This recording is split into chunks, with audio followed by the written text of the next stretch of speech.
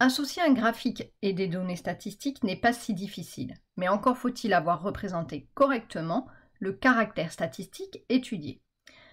Tout d'abord, rappelons les 3 types de graphiques que l'on utilise le plus souvent. Nous retrouvons le diagramme circulaire, l'histogramme ou encore le diagramme en bâton appelé diagramme en barre. Nous avons 3 types de caractères. Le caractère qualitatif, le caractère quantitatif discret et le caractère quantitatif continu. Pour le caractère qualitatif, si l'on te pose la question « Quelle est la couleur de tes yeux ?», tu répondras soit vert, soit marron, soit bleu.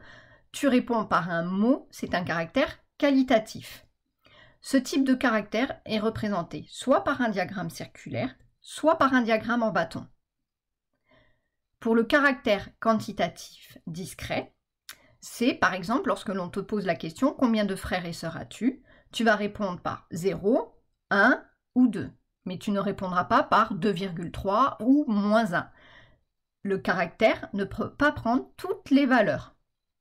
On dit qu'il est quantitatif discret. Ce caractère sera représenté soit par un diagramme circulaire, soit par un diagramme en bâton. Pour terminer avec les caractères, on a le caractère quantitatif continu. Pour un sujet d'étude comme la taille des élèves d'une classe, ce caractère pourra prendre toutes les valeurs dans un intervalle. Donc, par exemple, entre 1,65 m et 1,80 m, on pourra retrouver toutes les tailles possibles. On dit qu'il est quantitatif continu. Ce type de caractère est représenté par un diagramme circulaire ou un histogramme. Il existe un autre graphique que l'on utilise souvent en statistique, c'est le diagramme en boîte, appelé aussi boîte à moustaches.